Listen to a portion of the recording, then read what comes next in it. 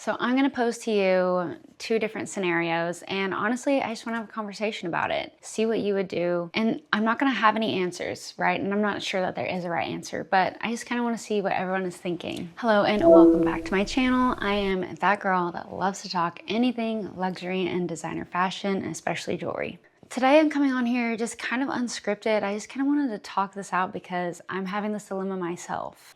And I think it's a very common dilemma or discourse, should we even say, in the designer community, because the designer community has people from all walks of life, right? Some people, we have to save up a lot, and it's a big deal for us to purchase one item. For some people, it's just an everyday, I'm going to the grocery store, but I'm going to Van Cleef instead. But the commonality that we all share is that we just love jewelry, we love fashion, we love to work towards something. But like I said, it looks a little different for all of us. And some of us have to be more choosy than others on what we're spending our money on. It's more of a collection mindset than it is just an open catalog, should you say. So for myself, I know that in my wish list, I have those, of course, iconic pieces that you see on everyone's wrists, like all the cool girls, all the it girls. And something that I see and I just want for myself. I want that in my collection. But with its iconic status comes a huge price tag. We all know that designer jewelry, you're paying a lot for the name, right? If you got this done, same thing at a jeweler, it would be much less. But because of the history and the art and the pop culture and the artistry, we want it, okay? That's not the argument I want to have today, okay? I know that a lot of us want it. Whether people want us to not want it, we do. And that's just how it is. So we have those big iconic pieces. But then at these jewelry houses, there's also the smaller pieces that are just as gorgeous, and they come at a much lower price point. Which brings me to my main topic of discussion. Do you wait and save for that one big iconic piece, or do you instead get a few smaller, less expensive, shall we say, pieces? Now let me show you some examples. We all know and love the Van Cleef & Arpels guilloche in yellow gold or white gold, but in this case we're going to talk about the yellow gold 5 motif bracelet. This currently retails for $6,850. Now this could mean months of saving, this could be a month of saving, it doesn't matter. It's a lot of money to anyone. Now once you get it, your cost per wear, I don't need to girl math that because I'm pretty sure we'd be wearing it all the time. We have this iconic piece, but say that you take your time and you spend all your money and then you have one bracelet, okay? However, let me show you what that looks like in the more entry-level pieces at Van Cleef & Arpels. So for virtually the same price, you could also be getting the Sweet Alhambra Mother of Pearl and Yellow Gold bracelet. You can also get the Sweet Alhambra Mother of Pearl and Yellow Gold pendant necklace. And then you can also get the Sweet Alhambra Mother of Pearl with Yellow Gold matching earrings. Now, this is an entire set.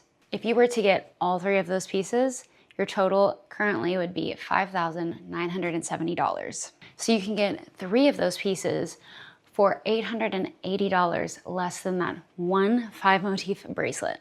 And if you want to go even further to match your Sweet Alhambra Mother of Pearl bracelet, you could also even get a Cartier d'Amour bracelet in the extra small size, get you a little diamond in there and some more stackage for $960.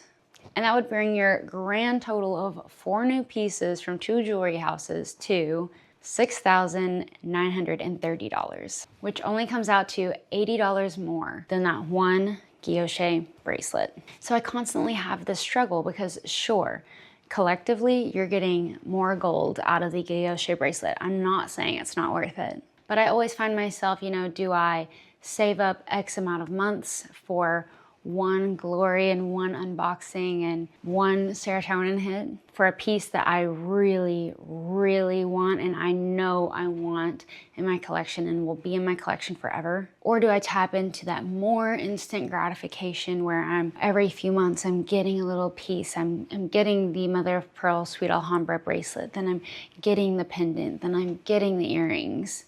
even though those are pieces that I wouldn't say I would just die for. Like if I never put those in my collection, I think I would be okay, but like, are they beautiful and fun to have and they're still on my wish list? Yes. So again, I just want to know what your opinion is. Do you wait for the thing that you really, really want?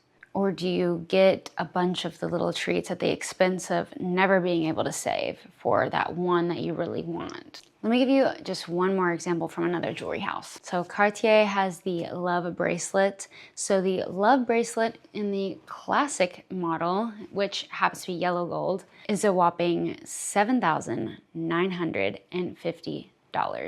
Now, when I was looking this up, I found it interesting because most of Cartier pieces currently have their white gold, and Van Cleef as well.